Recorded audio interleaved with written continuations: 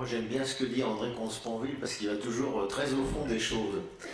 Alors j'ai une mauvaise nouvelle pour lui, il a dit que l'assurance du salut c'était un péché et j'ai peur qu'il soit tombé au milieu d'une bande de pêcheurs invétérés puisque certains parmi nous sont protestants et professent l'assurance du salut. Alors je crois qu'Alain Nisus aurait peut-être des choses à dire là-dessus. Sur cette question. Sur la question de l'assurance du salut, je ne sais pas si tu veux réagir. Si tu m'interpelles sur cette question précise. Oui, en fait, là, il y aurait peut-être une petite différence dans la compréhension entre protestantisme et catholicisme sur ce point précis. Parce que dans le protestantisme, il est clair que le salut est un don de Dieu. Ce n'est pas quelque chose que l'on conquiert à partir de ses efforts, de ses mérites, mais tout est donné d'avance. Le salut n'est pas la récompense finale, c'est le départ. Ce n'est pas la fin, c'est le début. Dieu nous donne le salut. Et après, il nous demande simplement de le glorifier, de vivre une vie conforme au don qu'il nous fait. Donc, ce serait orgueilleux de croire que l'on est sauvé si on croyait que son salut dépendait de soi, de ses capacités, de ses mérites. Si on pensait que l'on pouvait gagner par ses propres efforts son salut, ce serait effectivement très orgueilleux de penser que l'on a le salut, que l'on est sauvé. Mais si on croit que le salut est un don que Dieu nous fait, par pure grâce, parce qu'il est bon, parce qu'il est généreux, non pas parce que nous le méritons, mais parce qu'il faut nous le donner, alors, me semble-t-il, on ne peut pas parler d'orgueil à ce niveau-là. André voulait réagir. D'un point de vue, je n'ai pas parlé d'orgueil, ce n'est pas tellement ça ma question. C'est que quand bien même le salut est un don de Dieu, il n'est pas réputé le donner à tous. C'est ça qui est écrit en gros dans les textes, si vous voulez. Il y a des damnés. Et ce que je crois être un péché, de mon point de vue, c'est prétendre connaître la volonté de Dieu comme si vous étiez à sa place. Alors effectivement, ça peut être de l'orgueil si on croit qu'on fait son salut soi-même, ce qui serait même pour un catholique une hérésie jésuite, si vous voulez. Mais quand bien même c'est Dieu qui vous donne un salut, quand bien même le salut est pure grâce, de quel droit prétendez-vous connaître la volonté de Dieu? C'est ça ma question. Mais c'est un point de théologie, à la limite, c'est un point de détail. Je suis d'accord. C'est sûr que le chrétien ne dira pas qu'il sait qui est sauvé et qui n'ira pas en enfer. Hein. Ça, pour employer l'expression que vous avez utilisée, là je suis d'accord. Oui, un autre point que j'ai relevé, c'est que, si j'ai bien compris André Consponville, la religion ne profiterait pas de la peur des gens par une forme de complot, mais par nature. La peur existe, donc finalement, ça lui fait du bien comme le soleil fait du bien à la plante. C'est un petit peu ça? Si vous êtes plutôt de l'ordre des causes que du complot. Ouais. Hein, c'est-à-dire que la peur est l'une des causes de la religion. Ce n'est pas la peur qui serait une invention de la religion, c'est au contraire la peur qui est l'une des causes de la religion. Alors j'ai lu récemment une interview de Francis Cabrel qui est parue dans le dernier Nouvel Observateur, et il se trouve que ce cher Cabrel commence à se poser beaucoup de questions sur Dieu, et je le cite. Pour l'ultra-gauche à laquelle j'appartenais, la religion était considérée comme l'opium du peuple. Ça aussi, éventuellement, on pourra y revenir. Ensuite, j'ai pris plus de distance encore pour essayer de discerner une possible vérité. Et dans cette interview, moi, j'ai distingué plutôt de la sérénité que de la peur, ce qui est un peu étonnant. Alors, je ne dis pas qu'il est exempt de peur, et même de peur fondamentale sur le salut, qu'est-ce qu'on deviendra après la mort, etc. Mais ça paraît presque être le contraire de la question posée ce soir. Je ne sais pas si Cabrel fait réagir. Moi, peu, en vérité. Peut-être ce que je voudrais dire, effectivement, je ne conteste pas ce qu'a dit André Consponville, et j'ai essayé de dire à peu près la même chose avec mon vocabulaire à moi en parlant de l'angoisse qui, me semble-t-il, est quand même inhérente à la condition humaine. Et je dis que le christianisme apporte des réponses à cette angoisse. Hein. Nous sommes des êtres finis, mortels, et nous éprouvons de l'angoisse. Alors, est-ce que l'angoisse a généré la religion? Ça, c'est une question qu'on peut se poser. Oui, on peut remarquer simplement, me semble-t-il, que le christianisme, puisque c'est la religion que je connais la mieux, apporte des réponses à nos angoisses. Mais la question sur laquelle je voulais quand même revenir, c'est de montrer qu'il n'y a pas que la peur qui conduise à la foi ou à la religion. Il y a aussi le Dieu du désir. Il y a aussi la notion de reconnaissance, hein, la reconnaissance pour la vie, la reconnaissance pour la beauté aussi qu'il y a dans le monde. C'est vrai qu'il y a du mal aussi, on se le dira, mais il y a aussi de la beauté, il y a de la bonté. On est content de vivre, content pour sa vie, content pour l'œuvre que Dieu a opérée en s'incarnant, hein, si on y croit. Et ça conduit aussi à une certaine reconnaissance. Donc, il n'y a pas que la peur qui conduisent à la foi. Et la dernière chose que je pense que je voulais dire aussi, c'est que la peur, comme l'a bien dit André Constant, n'est pas forcément une mauvaise chose. La peur, c'est la réaction normale à un danger. Et toute la question, c'est de savoir est-ce que ce dont on nous avertit est illusoire ou réel. Et en posant cette question, on revient à la question fondamentale que le président de Constantin au début, quand il disait que c'est la question essentielle, je suis tout à fait d'accord avec lui, est-ce que Dieu existe ou pas? Et après tout le reste, je suis tout à fait d'accord, ce n'est pas l'essentiel.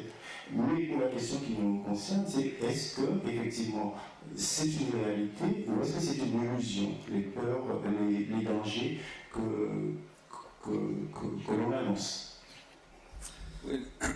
Alors pour réagir en deux mots sur ce qu'avait dit Ananisus tout à l'heure, il y a beaucoup de points sur lesquels je suis d'accord. Hein, je n'y reviens pas. Sur le fait que les religions ne font pas que profiter de la peur, qu'il n'y a pas que les religions qui profitent de la peur, que toutes les religions ne se valent pas, tout ça, je suis d'accord. Je voudrais juste reprendre deux idées. Les trois angoisses fondamentales. La peur, l'angoisse de la mort, l'angoisse du vide, du non-sens, de l'absurde.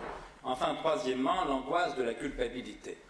Forcé de reconnaître que Dieu répond très bien aux trois. L'angoisse de la mort, bien sûr, puisque les religions nous annoncent une vie au moins possible pour après la mort. L'angoisse du non-sens, bien sûr, puisque Dieu est censé donner un sens à la vie, et puis parce que si la mort disparaît, le non-sens disparaît peut-être avec elle. Enfin, l'angoisse de la culpabilité, même si là c'est un peu plus équivoque, parce qu'un Dieu qui juge, ça peut être aussi un Dieu qui culpabilise, mais justement, ce Dieu est réputé miséricordieux. Et puis, avouer sa faute, la confession, chez les catholiques, c'est rentrer dans une logique du pardon. Et donc, je suis assez d'accord sur ces trois angoisses fondamentales, mais justement, la religion y répond tellement bien que ça confirme l'idée que j'évoquais, qu'en effet, la religion est fille de l'angoisse. Ce n'est pas l'angoisse qui est une invention de la religion, c'est la religion qui est fille de l'angoisse. Et puis surtout, je voulais revenir sur le propos d'Ananisus, la vie vaut la peine d'être vécue si elle a un sens. Je trouve ça très, très curieux. Imaginez que vous ayez un enfant qui vient de naître, ou un petit enfant qui vient de naître, pour les personnes âgées ici. Vous avez le nouveau-né devant vous, dans son berceau. Lequel d'entre vous va se dire « J'espère quand même que la vie a un sens, parce que sinon, ça n'en vaut pas la peine. » Mais toute personne qui aime cet enfant est tellement contente qu'il existe que le fait que la vie ait un sens devient en vérité secondaire. Moi, je vais vous dire, ce n'est pas le sens qui est aimable, c'est l'amour qui fait sens. Est-ce que c'est parce que vos enfants ont du sens que vous les aimez, pour ceux d'entre vous qui ont des enfants? C'est quoi le sens d'un enfant? Qu'est-ce que ça veut dire un enfant? Ça ne veut rien dire. Où ça va un enfant? On n'en sait rien, peut-être nulle part. En tout cas, c'est sa vie, c'est pas la nôtre. La vérité vraie, c'est que ce n'est pas parce que nos enfants ont du sens que nous les aimons. C'est inversement parce que nous les aimons que notre vie prend sens. Ce n'est pas le sens qui est aimable, c'est l'amour qui fait sens. Parce que si c'est le sens que vous aimez, messieurs, puisque ça se passe ordinairement dans ce sens-là, plutôt que d'offrir à vos compagnes ou à vos épouses dimanche prochain un bouquet de fleurs insignifiantes, parce que vous ne ferez pas croire que vous croyez au langage des fleurs, cette niaiserie. Offrez-lui plutôt dimanche prochain un beau bouquet de panneaux de signalisation. Oui chérie, les fleurs, il y en a marre, ça ne veut rien dire, tu ne crois pas au langage des fleurs. Bon, alors tu vois, je t'ai offert ce beau bouquet de panneaux de signalisation. J'ai mis 3 sens interdits. 5 interdictions de stationner, toujours par chiffre impair, comme vous savez. Puis j'ai rajouté ces quelques feux tricolores que je trouve du plus charmant effet. Votre compagne a déjà la main sur le combiné téléphonique pour appeler les urgences psychiatriques. Elle a raison, bien sûr. Alors pour la rassurer, vous sortez derrière votre dos un bouquet de fleurs. Et vous lui dites, mais non chérie, c'était pour rire, je t'ai offert des fleurs, bien sûr, comme d'habitude. Mais tu vois, pourriez-vous lui dire, ce bouquet de fleurs, il a bien du sens. Il veut bien dire quelque chose. Ce bouquet de fleurs, il veut dire que je t'aime toujours. Ce n'est pas le sens qui est aimable, c'est l'amour qui fait sens. Oui. C'est bien que ma proposition, ce n'est pas du tout la vie vaut la peine d'être vécue si elle a du sens. C'est simplement la vie vaut la peine d'être vécue si vous aimez la vie. C'est ça la vraie question. Et c'est pourquoi, à nouveau, les 3 vertus théologales ne se valent pas. Parce qu'en apparence, l'espérance et la foi donnent du sens, parce que ça permet d'échapper à la finitude, à la mort. Mais ce qui répond au fond à la question « la vie vaut-elle la peine d'être vécue ?» ce n'est pas l'espérance, ce n'est pas la foi, c'est simplement l'amour. Et c'est pourquoi Camus pouvait dire « il faut imaginer Sisyphe heureux ». C'est qu'effectivement, pour Camus, et il l'a dit expressément à son discours à Stockholm, qu'il allait chercher son prix Nobel, oui c'est vrai, il y a le moment de l'absurde, le mythe de Sisyphe, oui c'est vrai, il y a le moment de la révolte, l'homme révolté, mais il y a un 3e moment qui les surplombe, c'est le moment de l'amour. Bien, sur ce point-là, je suis d'accord évidemment avec Camus, mais il me semble que pour une bonne part, c'est aussi le message des évangiles. Ou du moins, c'est une partie du message des évangiles. Comme tous les grands textes religieux, évidemment, les évangiles disent tout et le contraire de tout. D'ailleurs, je me suis rendu compte de ça en les relisant in extenso. S'il y en a parmi vous qui veulent inventer une religion, après tout, ça peut faire partie des occupations, n'omettez pas de vous contredire. Parce que la seule façon de satisfaire tout le monde, c'est de se contredire sur tout. Par exemple, il faut dire heureux les pacifiques, parce que sinon les pacifistes ne seront pas d'accord avec vous. Mais il faut dire aussi, je ne suis pas venu apporter la paix, mais le glaive. Parce que sinon, ceux qui sont prêts à se battre ne seront pas d'accord avec vous. Et donc, une fois que vous avez les 2 positions contradictoires, on est en état de créer une religion. Eh bien, alors après, on peut choisir. Il va de soi que pour ma part, je suis plus sensible au message de paix qu'au message du glaive. Je suis plus sensible au message d'amour qu'au message des pleurs et des grincements de dents. Oui, si on avait plus de temps, je vais discuter un peu avec vous sur l'interprétation de « je ne suis pas venu apporter la paix et le glaive ». Je pense que je pouvais apporter une interprétation plus autre que ce que vous en dites. Ça fait partie aussi des religions. Si vous voulez inventer une religion, prenez soin à ce que tous vos propos puissent être interprétés. Non, mais justement, il faut lire Ricoeur à ce niveau-là, qui montre que tout doit être l'objet d'interprétation, que le langage humain est d'une très grande plasticité.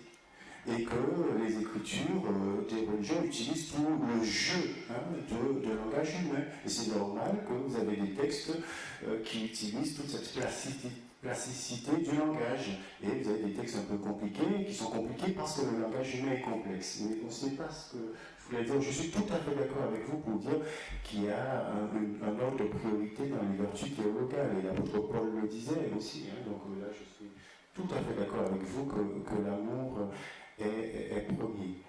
Ceci dit, quand on est pasteur, quand on accompagne des gens dans des choses très intimes, on se rend compte qu'on a des personnes qui sont aimées, qui sont vraiment aimées par leurs parents, par leurs conjoints, etc., mais qui ne sont pas bien.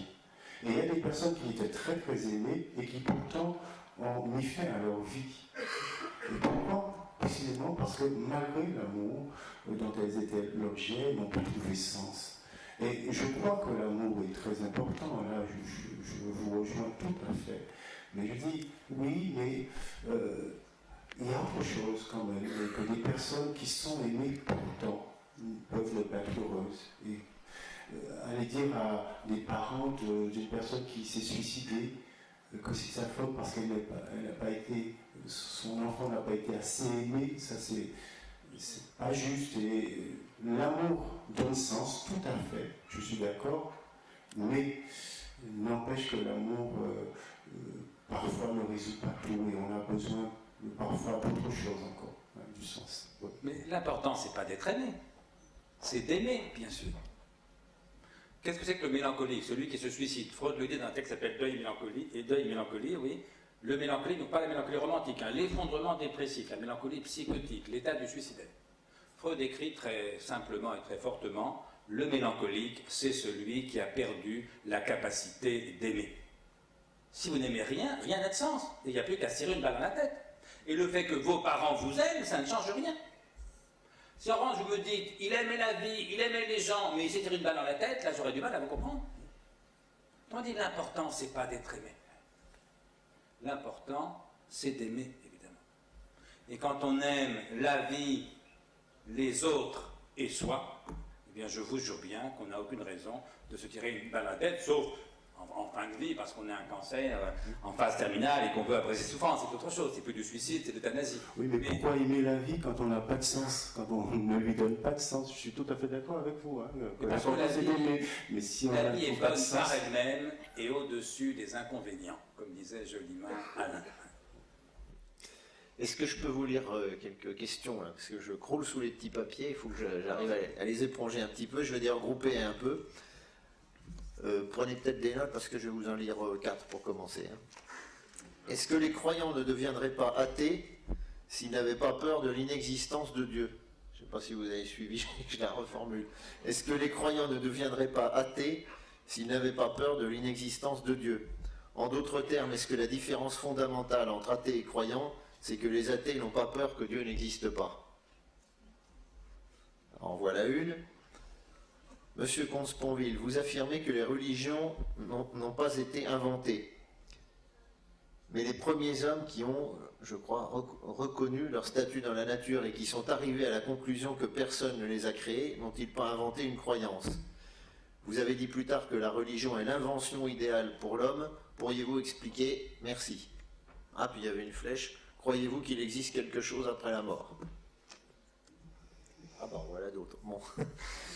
Est-ce que l'homme qui croit est faible parce qu'il se cache derrière son Dieu? La condamnation, alors ça c'est une autre question, elle est un peu hors sujet, je vous la dis quand même. La condamnation des plaisirs par la religion engendre-t-elle la honte des plaisirs et la peur de la religion? Ça c'est la peur de la religion, donc c'est l'inverse. Est-ce qu'il est plus simple d'asservir les hommes par la religion ou par la dictature, au sens où si l'homme croit, le pouvoir peut plus facilement le manipuler?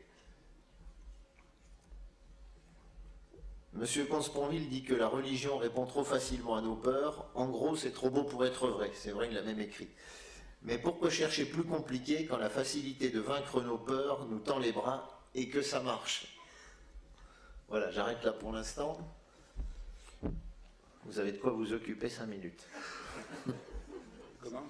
Je peux commencer? Alors, une question sur laquelle, puisque la question a été posée, je voudrais vraiment dire une chose. Et ça rejoint peut-être à la préoccupation plus fondamentale d'Henri Comte-Sponville, c'est sur la question de la preuve de l'existence de Dieu.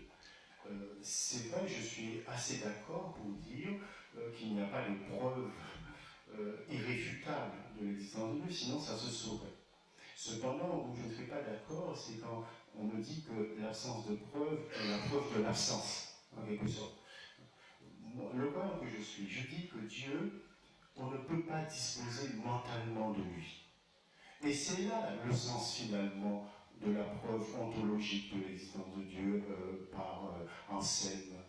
Ce qu'Anselme dit, c'est qu'on ne peut pas disposer mentalement de Dieu. On ne peut le définir que de manière négative. Il est celui dont on ne peut supposer de plus grand. C'est l'impossibilité de disposer mentalement de Dieu. Et si vous voulez, dès que l'on va parler de Dieu, on va présupposer son existence. On ne peut pas avoir prise sur Dieu comme si ce n'était qu'un objet mathématique et je vais pouvoir le démontrer à la fin d'un raisonnement mathématique. Non, Dieu est toujours ou présupposé ou nié. Et c'est ce que dit le psalmiste d'ailleurs, c'est par ta lumière que nous voyons la lumière. C'est-à-dire que dès que l'on commence et c'est ce que finalement Kant avait montré quand il disait que toutes les preuves de l'existence de Dieu, croyant conclure A, conclut de. On ne peut que conclure de l'existence de Dieu. On ne peut pas conclure à l'existence de Dieu parce qu'il nous dépasse et on ne peut pas disposer véritablement mentalement de lui. Donc c'était pour répondre à une question qui a été posée. Et deuxième chose que je voudrais dire, c'est sur la condamnation des plaisirs par la religion. Moi, je trouve que c'est un cliché qui a la vie dure, et je me demande pourquoi on veut garder ce cliché. Moi, personnellement, vous avez des tas de livres dans l'Écriture qui exaltent la beauté de la sexualité. Vous avez le Cantique des Cantiques, vous avez le livre des Proverbes, vous avez Paul, qui est très très positif à l'égard de la sexualité. Ce que la religion ou le christianisme déplore, c'est une sexualité débridée qui ne soit pas vécue dans le cadre d'une alliance où on s'aime, où on donne une parole, où on s'engage l'un envers l'autre. Mais les textes ils nous disent fais ta joie de la femme de ta jeunesse, profite de ton partenaire. Il y a un véritable hédonisme aussi dans la pensée chrétienne. Mais on aime dire cela, que la religion condamne les plaisirs. Moi je suis marié, je n'ai aucun problème avec ce genre de questions de plaisir. Mais c'est un vieux cliché. Par contre, c'est vrai que la morale chrétienne est plus exigeante. Il dit oui, amour, alliance, sexualité. Ça fait un tout, pas de sexualité sans engagement véritable, sans amour véritable. Oui, la religion dit ça. Mais le cliché religion contre les plaisirs, je pense qu'il faudrait vraiment un jour tordre le cou à ce cliché. Ça sera le prochain débat que vous organiserez. Alors, en vitesse, est-ce que les croyants ne deviendraient pas athées s'ils n'avaient pas peur de l'inexistence de Dieu? Auquel cas, les athées seraient ceux qui n'ont pas peur que Dieu n'existe pas. Oui, en un sens. Tout bêtement, parce que là encore, il n'y a pas d'espoir sans crâne, ni de crâne sans espoir. Au fond, disons la chose simplement. Croire en Dieu, c'est espérer que Dieu existe. Et donc, c'est avoir peur qu'il n'existe pas. Sauf ceux qui ont une foi tellement en béton qu'ils confondent leur foi avec un savoir, mais ça prouve simplement qu'ils n'ont pas compris ce qu'était la foi et ce qu'était le savoir. Mais dès lors qu'on voit bien la différence entre savoir et croire, toute foi digne de ce nom est traversée de doutes. Donc croire en Dieu, c'est espérer qu'il existe, et donc en effet craindre qu'il n'existe pas. Et qu'en effet, on pourrait dire que l'athée, c'est celui qui n'espère plus que Dieu existe, et que donc, il ne craint plus non plus qu'il n'existe pas. Non, pas du tout parce qu'il aurait la certitude. Moi, j'ai pas pu. Quand Ananisus dit l'absence de preuve serait la preuve de l'absence, bien sûr que non.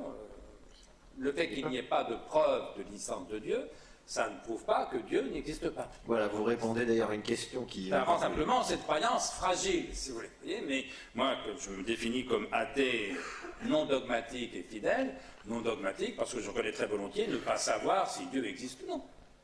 Si on savait ce qu'il en est, la question ne se poserait plus, ça ne serait plus de la métaphysique, ça serait de la science. Et donc personne ici ne sait, au sens vrai et fort du verbe savoir, si Dieu existe ou non. Donc l'athéisme, c'est une sorte de foi aussi, vous direz, c'est la foi que Dieu n'existe pas. C'est pas une foi, c'est être athée, je dis moi-même, je l'ai écrit, c'est croire que Dieu n'existe pas. C'est quoi Bien sûr, c'est une croyance. C'est une croyance. Une croyance négative, c'est pourquoi on évitera le terme de foi qui, par définition, est positif, mais c'est une croyance. Donc en gros, ici, il y a 3 catégories de personnes, enfin, il y en a 4. Il y a en gros les imbéciles qui croient savoir que Dieu existe, ou ceux qui croient savoir que Dieu n'existe pas, les dogmatiques. Et tout dogmatisme est un manque d'intelligence. Et puis il y a ceux qui vous diraient, je ne sais pas si Dieu existe ou non, mais je crois qu'il existe. C'est ce qu'on appelle les croyants intelligents. Il y a ceux qui vous diront, je ne sais pas si Dieu existe ou non, mais je crois qu'il n'existe pas. C'est ce qu'on appelle les athées intelligents. Il y a ceux qui vous diront, je ne sais pas si Dieu existe ou non, et puisque je n'en sais rien, je refuse de prendre position, je laisse la question ouverte, c'est ce qu'on appelle les agnostiques intelligents. Les 3 ont en commun de reconnaître leur ignorance, et donc évidemment de se tolérer les uns les autres. Prétendre imposer sa foi, c'est toujours la confondre avec un savoir. Si au contraire on comprend que la foi comme l'athéisme ne sont que des croyances, nous n'avons évidemment aucun titre à les imposer à quiconque. Les premiers hommes n'ont-ils pas inventé la religion? Non, de même qu'ils n'ont pas inventé le langage. Quand je dis que personne n'a inventé la religion, ça ne veut pas dire qu'elle n'est pas née à un moment ou l'autre, très progressivement. Il a dû falloir des milliers d'années. Moi, je pense que c'est lié à Homo faber. Dès que l'homme fabrique quelque chose, il rentre dans une logique d'interprétation qui lui permet d'expliquer le monde comme si le monde était fabriqué par quelqu'un. Mais ce n'est pas un inventeur, ce n'est pas 10 inventeurs qui ont comploté. C'est un processus historique qui a mis des dizaines de milliers d'années, comme la naissance du langage. Le langage a bien apparu progressivement, un jour ou l'autre, ça a mis des millénaires, mais personne n'a inventé le langage. Eh bien, la religion de même est apparue progressivement au fil des millénaires, mais personne n'a inventé la religion. Après la mort, qu'y a-t-il? À mon sens, il n'y a rien. C'est pourquoi avoir peur de la mort, c'est exactement avoir peur de rien. Ce qui est une définition de l'angoisse, précisément. La peur porte sur un objet, Alain Nifus a raison. L'angoisse porte sur rien, c'est pourquoi la peur de la mort, la peur de rien, c'est l'angoisse par excellence. L'homme qui croit est-il faible? Pas forcément. Puis il y a tellement d'athées qui sont faibles aussi. Mais penser que Pascal était faible, que Leibniz était faible, que Bach était faible, qu'Etty Ilsum était faible, pardonnez-moi, mais c'est une évidente ânerie. La faiblesse n'appartient à personne, la force non plus. Condamnation des plaisirs, vous avez raison, c'est pour une bonne part un cliché. Là, pour le coup, quand on relit les évangiles, on ne trouve rien contre le plaisir. Là, par contre, l'Église, en tout cas catholique, mais peut-être pas seulement catholique, devrait se poser des questions. Mais bon, ça sera un autre débat.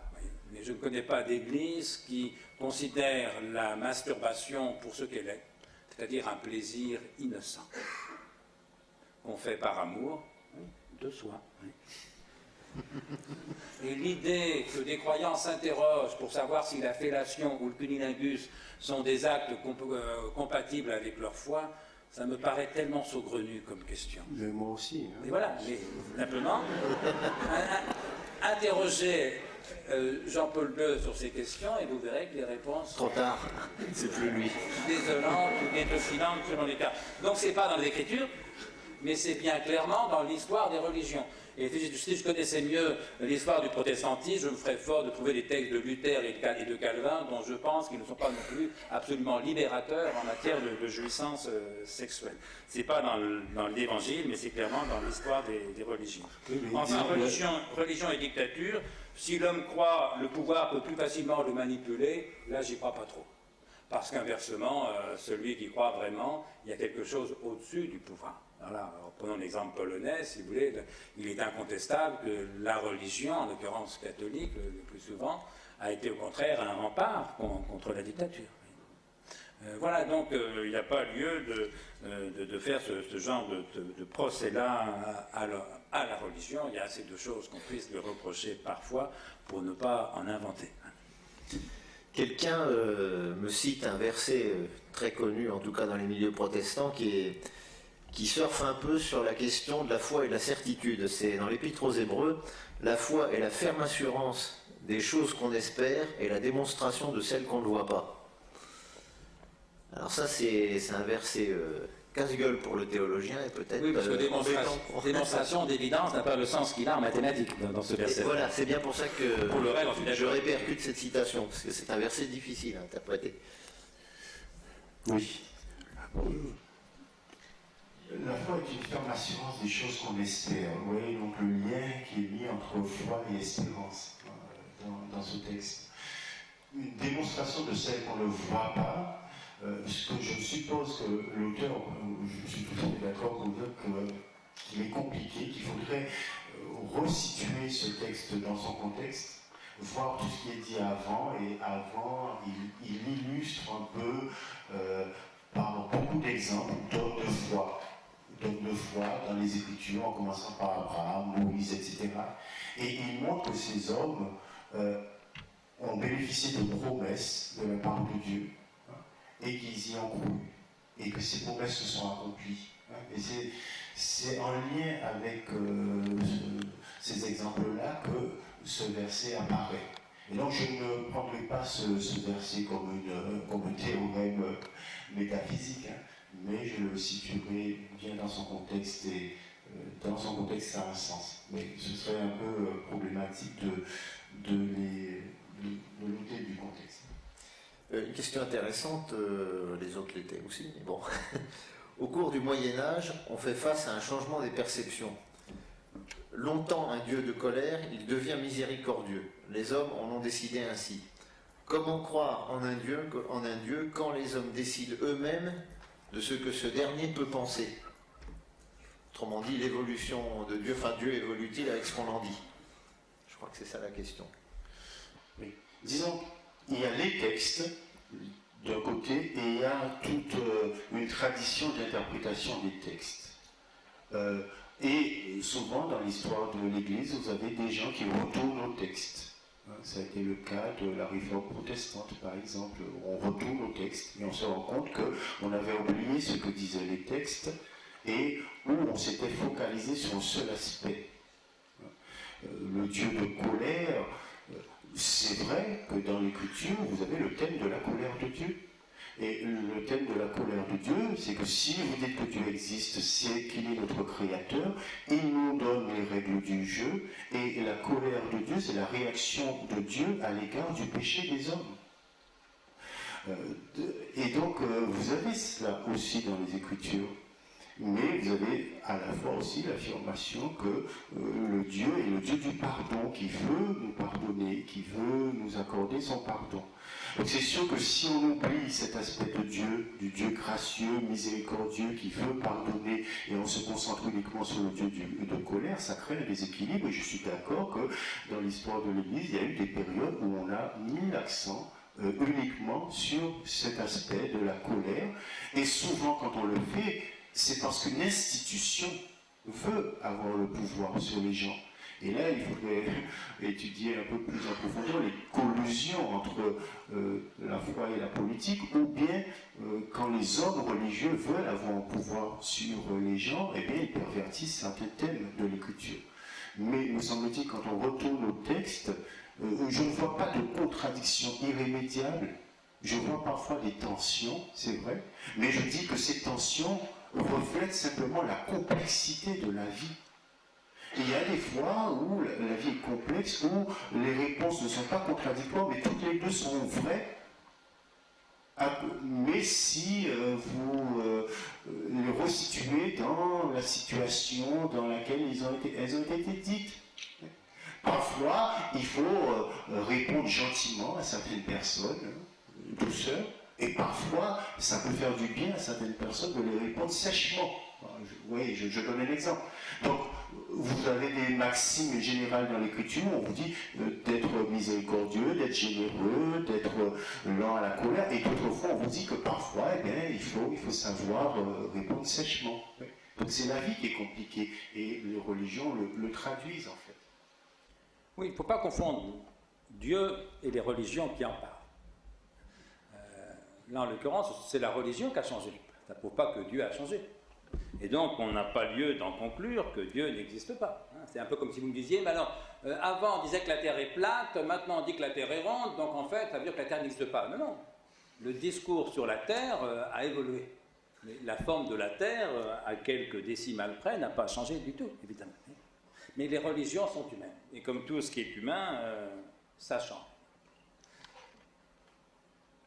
Et effectivement, il y a cette ambivalence. Quand je disais, si vous voulez inventer une religion, prenez soin de vous contredire. Ceux à qui le mot de contradiction fait peur, disons, voilà, il y a une ambivalence. C'est le Dieu de la colère et c'est le Dieu de la miséricorde. Les deux sont vrais. Et c'est pour ça que ça marche. Parce que, quoi que ce soit dont vous ayez besoin, vous avez besoin d'un Dieu qui punit, ben vous avez des tas de thèses dans la Bible qui vous disent que Dieu punit. Vous avez besoin d'un Dieu qui pardonne. Il y a des tas de textes sur l'infinie miséricorde de Dieu. Il y a une ambivalence, il y a une redondance, comme on dit dans la mythologie, c'est-à-dire qu'un discours religieux de pouvoir être interprété à l'infini de plusieurs façons différentes. Et un texte qui ne serait pas ambivalent et qui ne serait pas redondant, ben c'est un texte de mathématiques, c'est un texte de philosophie un peu rigoureuse, ça ne fera jamais une religion. Donc oui, c'est vrai, les religions se contredisent, parce que la vie est compliquée, je veux bien, mais aussi parce que ce sont des religions. Et qu'on est dans une logique de la redondance, de l'ambivalence, Se contredire pour un discours religieux, ce n'est pas une faiblesse, c'est une force. Et je crois qu'on pourrait montrer ça de toutes les religions. Alors, je vous pose encore quelques questions qui m'arrivent. Ne pensez-vous pas que la foi est partie prenante, intégrante de l'homme, au point que les sans-foi, SANS, se créent des religions de substitution, telles la République au début du siècle, ou le communisme, l'argent, etc. Autre question, à André Comte-Sponville, la plupart des questions elles sont pour André Comte-Sponville. Votre explication de l'origine des religions n'est pas satisfaisante parce qu'elle n'est pas la seule qui est valable.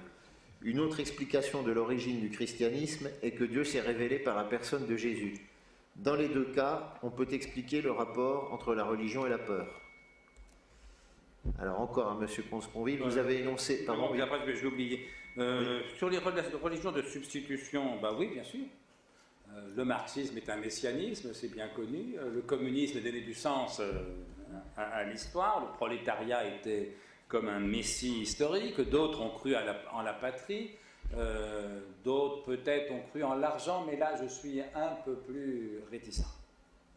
Parce que pour qu'on parle de religion, il faut qu'on mette quelque chose plus haut que soi. Quelque chose pourquoi on est prêt à se battre, éventuellement pourquoi on est prêt à mourir. Il y a des gens qui ont été prêts, peut-être certains le sont encore, à mourir pour la révolution, pour la patrie. Là, on peut trouver des religions de l'immanent. Être prêt à mourir pour l'argent, je ne connais pas d'avare qui soit avare ou cupide à ce point. C'est-à-dire même celui qui aime l'argent, il l'aime pour lui. Vous voyez, on n'est pas dans une logique d'une transcendance imaginaire, on est dans la logique de l'intérêt égoïste le plus trivial. Donc ne mettons pas de la religion partout. Je crois que c'est l'une des faiblesses de mon ami Régis Debray qui nous dit qu'il faut toujours une transcendance partout. Je n'en crois rien. On peut tout à fait se passer de transcendance. Mais on peut aussi effectivement inventer des religions de substitution. Quant à l'explication par la révélation, oui, je l'ai dit moi-même, on peut expliquer la religion en gros de deux façons. Soit c'est Dieu qui la donne aux hommes, c'est ce qu'on appelle la révélation. Soit, s'il n'y a pas de Dieu, c'est l'humanité qui invente, entre guillemets, mais encore une fois, ça s'est étalé sur des dizaines de millénaires, les religions. Alors, je ne prétends pas que ma position soit la seule possible, évidemment, mais moi je suis athée. Il faut bien que j'assume la position qui est la mienne. Et donc, effectivement, si on ne croit pas en Dieu, il faut bien expliquer la religion autrement. Si la religion ne vient pas de Dieu, elle vient de l'humanité. Et on ne peut pas savoir ce qu'il en est. Encore une fois, c'est un point très important. Personne ne sait, au sens vrai et fort du verbe savoir, si Dieu existe ou non. C'est pourquoi la question se pose d'y croire ou pas. Et la seule conclusion à en tirer, c'est une leçon de tolérance, précisément. Parce qu'il n'y a pas lieu de tolérer, et d'ailleurs la question ne se pose pas, dans les questions solubles en termes de savoir. Si quelqu'un vous dit 2 plus 2 égale 5, vous n'allez pas lui dire, écoute, je suis tolérant, moi je pense que ça fait 4, mais je suis tolérant, donc d'accord, si tu veux, ça fait 5. Vous allez lui dire, écoute, soit tu ne sais pas compter, il faut apprendre, soit tu es malade, il faudra aller voir un psychologue, un psychothérapeute, c'est quand même pas normal ce que tu dis. Mais d'ailleurs, la question ne se pose pas, non seulement parce que tout le monde sait bien que 2 plus 2 font 4, mais parce que si quelqu'un nous annonçait que 2 plus 2 font 5, on dirait, c'est un malade qui se démerde, on ne va pas se casser la tête. Autrement dit, dans les questions où il y a vraiment à savoir, la question de la tolérance ne se pose plus et règne une espèce de paix. Dans les questions où il y a ignorance, la tentation naît pour certains d'imposer leurs conjectures, comme disait Montaigne. Montaigne écrit joliment dans les Essais, c'est mettre ses conjectures à bien haut prix que d'en faire cuire un homme tout vif. Oui, pendant les guerres de religion, on brûlait des gens qui n'avaient pas la même foi que vous. Moi, je crois au contraire que dès lors qu'on ne sait pas si Dieu existe ou non, nous pouvons communier dans cette ignorance. Voltaire le disait en substance, on peut communier dans la faiblesse qui est la nôtre, dans la fragilité qui est la nôtre, dans l'ignorance qui est la nôtre.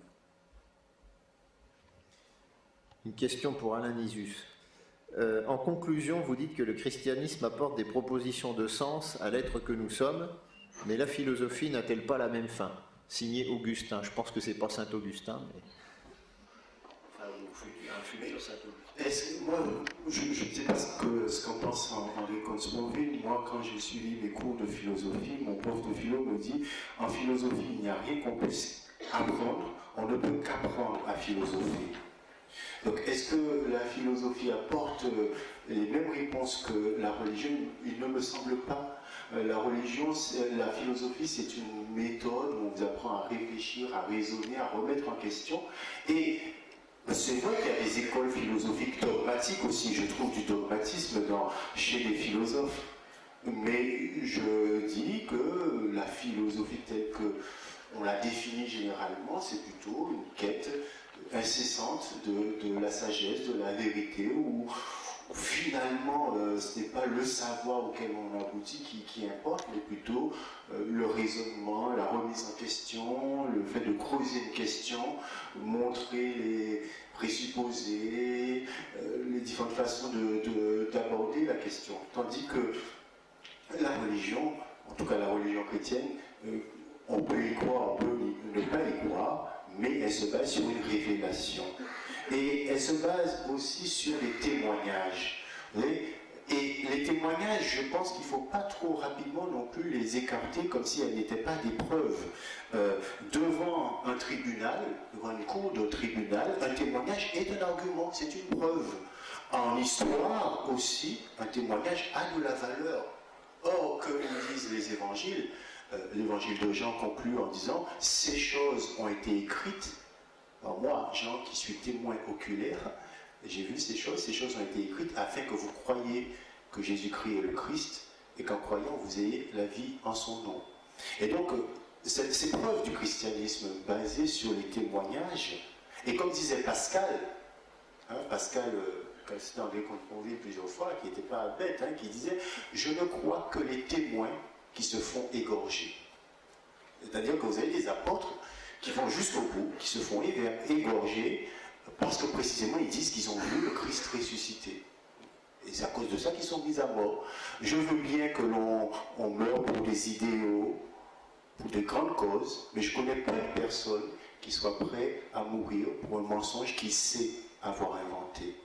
Et vous avez donc le christianisme qui repose aussi sur les témoignages, le témoignage des apôtres. Et ça, c'est pas non plus à évacuer comme élément de preuve. Oui, un mot là-dessus. Un témoignage, 40 ans après les faits, quel crédit lui accorderait un tribunal? Or, les premiers évangiles, de l'avis de tous les exégètes à peu près, ont été rédigés au plus tôt en 70 après Jésus-Christ. Et donc, quand celui qu'on prétend être Jean, mais là encore, tous les exégètes vous disent, on sait bien que ce n'est pas Jean l'évangéliste en vérité, dit « je suis un témoin oculaire », non, c'est pas vrai, même les exégètes n'y croient plus. Ça ne veut pas du tout dire que quelqu'un ait menti en écrivant tel ou tel des 4 évangiles. Ça veut dire simplement qu'on est dans une logique de l'illusion, de l'autosuggestion, de la croyance absolument sincère, mais qui bien sûr ne prouve rien. Et le fait qu'ils soient prêts à se faire égorger, ça ne prouve rien non plus, sauf ça, le fait qu'ils ont la foi. Mais ça, personne ne le discute. Voyez. Alors, encore une fois, sortons de cette hypothèse du complot, ou bien l'évangéliste est un menteur qui essaye de m'arnaquer, mais non, on sait bien que c'est pas ça. Ou bien c'est Jean lui-même qui a vu les choses et qui les dit comme il les a vues. Mais on sait aussi que c'est pas ça. Autrement dit, les évangiles, c'est ni un texte historique, ni un texte frauduleux. C'est un produit de la foi, c'est un produit en partie peut-être de quelque chose qui s'est effectivement passé. Je pense bien qu'il y a quelqu'un, un certain Jésus-Christ, qui a existé quelque part au début du 1er siècle, ce qu'on appelle l'ère chrétienne, vous voyez, mais l'imaginaire s'est emparé de ça et en a fait quelque chose qui est devenu finalement une mythologie. C'est un peu la question des miracles. 2 remarques sur les miracles. Première remarque, une formule de mon maître et ami Marcel Conche, qui trouve toujours que j'attache trop d'importance à la personne de Jésus, et un jour il me dit, mais quand même votre Jésus, pour en être réduit à marcher sur les eaux, il fallait bien qu'il n'ait que de bien piètres arguments. Je trouve que la formule est une boutade, bien sûr, mais la formule en quelque chose est éclairante. À quoi bon un miracle? Qu'est-ce que ça vient faire pour nous dire le sens ou la valeur d'une vie humaine? Et puis deuxième chose, un miracle par définition, c'est quelque chose qui est tellement improbable que le plus probable, c'est qu'il n'ait pas existé. Ça, c'est l'argument de Hume. Vous êtes au bord d'un lac, vous voyez distinctement quelqu'un marcher sur les eaux. Ça n'arrive pas une fois sur 1000 milliards. On a vu des tas de gens qui mettent dans l'eau, en général, on enfonce. L'expérience a été recommencée des millions de fois, des milliards de fois. Donc, probabilité que quelqu'un marche sur les eaux, il y a une chance sur 1000 milliards. Probabilité que vous ayez la berlue. Une illusion, un mirage, une vision. Oh ben ça arrive assez souvent. Pas toujours, mais c'est une chance sur 1000, une chance sur 10 000. Et donc, Hume montre très bien qu'on ne parle de miracle que pour des faits tellement improbables que par définition, une illusion, une vision, un rêve, un délire, que sais-je, sont plus probables que la vérité du fait. Alors, ça ne prouve pas en toute rigueur que les miracles n'existent pas, je ne peux pas vous le prouver, mais ça prouve en toute rigueur qu'il faut toujours se méfier des miracles. Si bien que s'agissant des évangiles, moi, je le dis moi-même, je le défie comme athée fidèle parce que je trouve ce qui est dit dans les évangiles absolument bouleversant. Mais d'un côté, que Jésus ait ou pas marché sur les eaux, sincèrement, je m'en fous. C'est pas un magicien, Jésus, c'est pas un fakir, c'est pas ça qui compte. Et par ailleurs, le fait que quelqu'un qu'on dit être Jean ou Matthieu ou Marc ou Luc me dise j'ai vu Jésus marcher sur les eaux, je ne crois pas du tout qu'il mente. Mais comme le texte est postérieur de plusieurs décennies à la mort du même Jésus et très certainement à la mort de Jean lui-même, il y a tout lieu de penser qu'il s'agit simplement d'une production mythologique où l'imaginaire s'empare d'un petit événement réel, sans doute qu'une fois, effectivement, Jésus s'est mis les pieds dans l'eau. Moi aussi, ça m'arrive assez souvent quand je me promène au bord de la mer ou au bord d'un lac. Je n'en fais pas une religion. Peut-être, vous avez bien choisi votre miracle, hein, celui de la marche sur les eaux, qui est tout à fait secondaire dans les évangiles. C'est pas ce miracle-là que les évangiles mettent en avant, mais c'est la résurrection. Hein, c'est la résurrection. Il y a d'autres miracles que Jésus a fait, mais celui que vous avez cité est tout à fait secondaire dans les évangiles. Ils disent ça, et ce miracle-là est décrit juste en passant. Hein, ils disent oui parce que il n'y avait pas de bateau sur la rive et Jésus est venu sur les eaux nous rejoindre. Mais c'est dit comme ça et c'est pas exploité non plus hein, là, dans les évangiles. Pour ce qui est de la résurrection, pour le coup, le fait est mal avéré. C'est le moins qu'on dire. Pour les exégètes, là encore, quand on lit un truc... Quand on dit les exégètes, il faut aussi mettre des nuances. Hein. Les exégètes, il n'y a pas les exégètes, il y a des écoles exégètes. Quand un exégète vous dit cette logia, comme on dit, je crois, cette parole est sans doute postérieure à la résurrection, ça veut dire sa fiabilité historique est douteuse. Autrement dit quoi? Autrement dit, la résurrection, c'est un objet de foi, évidemment. Ce n'est pas un objet de connaissance historique. Et c'est ça que ça veut dire. Sinon, si on prenait au sérieux l'idée que c'est Jean qui a écrit, l'évangéliste, hein, celui que Jésus aimait, qui a vu Jésus ressuscité, qui l'a écrit, alors on serait dans une logique de l'histoire. Mais je veux bien qu'il y ait plusieurs écoles d'exégète et de théologie, mais vous ne trouverez à ma connaissance aucun exégète et aucun théologien pour vous dire les évangiles, c'est un texte historique. Non, ça ne serait plus un objet de foi. Je ne demande pas si vous avez la foi dans le fait qu'on a pris la Bastille le 14 juillet 89. Non, on a la connaissance historique.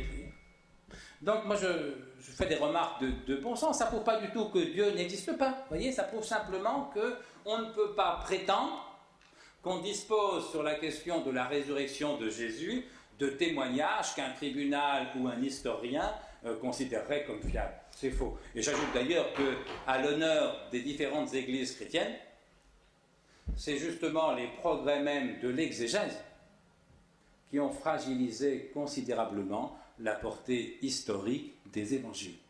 Ce qui prouve que beaucoup de croyants sont capables de beaucoup de liberté d'esprit, de beaucoup d'objectivité, de beaucoup de lucidité, de beaucoup de travail.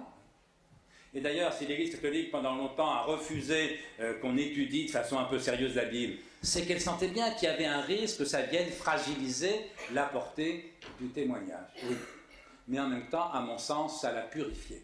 C'est justement parce que les évangiles ne sont pas un texte historique que la religion relève de la foi et non pas de la connaissance. Alors cette foi, vous l'avez ou pas, encore une fois, moi, pour ceux qui l'ont, ça ne me dérange aucunement, je ne veux faire perdre la foi à personne.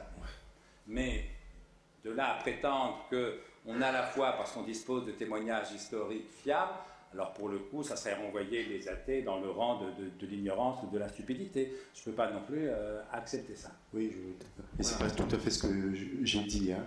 On va d'ailleurs devoir conclure, alors je te laisse conclure parce qu'on va bientôt devoir vider les lieux. Bon, très rapidement, ce que je pense dans le débat que je ferai valoir, c'est que le rôle que joue le présupposé.